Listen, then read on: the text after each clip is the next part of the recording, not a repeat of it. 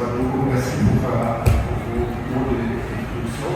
Pour me présenter, je m'appelle Rebecca, comme Mme Salvador déjà a dit. Je suis un diplomate de carrière de la République fédérale de l'Allemagne.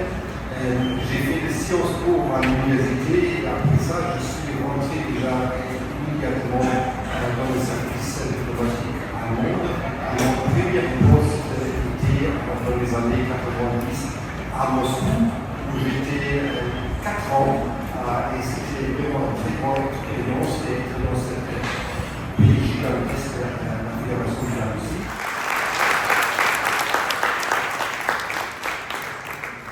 On dit que je suis fier de vous, j'imagine. Vous êtes notre espoir, notre espérance. Et tout ce que nous faisons, c'est pour que vous soyez audacieux, que vous soyez intègre, que vous soyez volontariste et que rien, aucune montagne ne puisse vous bloquer de quelque manière que ce soit. Madame Salvador, merci pour cette question. Vous savez, j'ai maintenant 63 ans et je viens de notre époque, de notre histoire, parce que j'ai vécu en Allemagne de l'Ouest. C'est déjà intéressant parce qu'il n'y a pas une seule Allemagne, il y a une Allemagne de l'Ouest et une Allemagne de l'Est. Moi j'ai vécu cette période de guerre froide où il y a seulement 50 km de moi, de ma maison, on a eu un système politique qui était complètement différent et l'Allemagne était divisée avec une mur, on peut dire, vraiment c'est une mur à Berlin. Vous avez entendu à côté de cela. Et dans cette époque, la géopolitique était complètement différente qu'aujourd'hui. Comme j'ai déjà mentionné, nous sommes en train de découvrir maintenant petit à petit cette possibilité de nous améliorer. Et je dois dire que le président Kimi est quelqu'un qui est le plus bon exemple pour comment ça se fait. Il s'est déplacé plusieurs fois déjà en Allemagne. Il a essayé de chercher des coopérations avec les universités en Allemagne. Aussi la formation professionnelle. Monsieur le Président, vraiment, je dois me féliciter pour vos initiatives dans ce domaine-là. Pour faire la coopération allemande, pour l'État allemand, nous sommes en train de découvrir ce domaine. Nous sommes en train de discuter ça aussi avec le gouvernement, le ministère de l'enseignement supérieur, le ministère de la formation professionnelle. Le plus grand problème que nous voyons maintenant, c'est la connaissance de la langue allemande. Et nous sommes, il y a en Allemagne des entreprises qui sont très intéressées à recruter aussi les jeunes burkinabés. La parole est à qui veut apprendre. Bonsoir, moi c'est Abdou Hachim Mokhmera. Et comme c'est l'excellence l'a dit, nous, par exemple, nous n'avons pas compris que nous sommes en guerre. Nous mourons. Et que certains pays disent qu'on nous donne pas des armes pour nous défendre.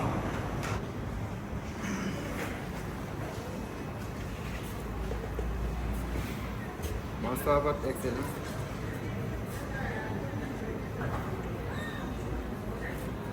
Bonsoir, Votre Excellence. Bonsoir à tous. Je suis Inoussa Ouedrago, étudiant en comptabilité contrôle audit au sein de l'Université Suisse University et jeune gouverneur de la région du Centre-Sud au sein du gouvernement Jeunesse Burkina. Ok. Bonsoir à tous et à tous. Je réponds au nom de Konaté Suleiman. Je suis un étudiant au département d'études francophones à l'Université de Jacques Kiliano. Merci beaucoup pour la parole. Je remercie Monsieur l'ambassadeur de la République fédérale allemande. J'ai quelques questions, environ 4 questions. Je ne sais pas si ça sera possible de les poser. C'est mieux de prendre la plus importante, après on fera un deuxième tour en fonction du temps. monsieur l'ambassadeur a eu à parler sur la guerre russo-ukrainienne. Je ne sais pas si j'ai mal compris ou mais C'est compliqué, je suis trop vieux, je ne peux pas répondre à numériser toutes les questions.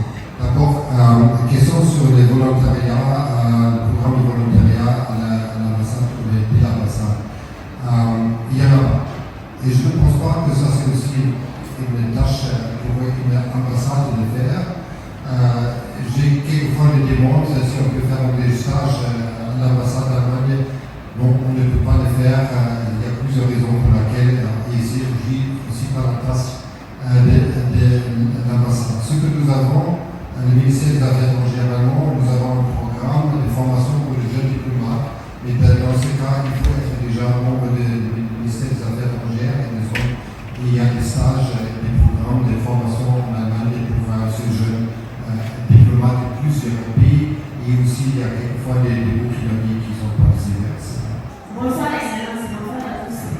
Merci pour la parole. Je suis Kalawa. Je suis beaucoup plus engagée pour l'éducation des filles et l'autonomisation des femmes, beaucoup plus sur les déplacés internes. Alors, je vais un peu sortir du contexte des diplomaties et autres. J'aimerais savoir, est-ce que vous soutenez les projets, les initiatives que les jeunes mettent en place sur le plan local? Par exemple, les formations pour les femmes déplacées internes, les sensibilisations dans les écoles pour les filles. Est-ce que vous soutenez ces activités? Et si vous les soutenez, comment est-ce qu'on peut entrer en contact avec vous? Comment est-ce qu'on peut entrer en position de votre soutien?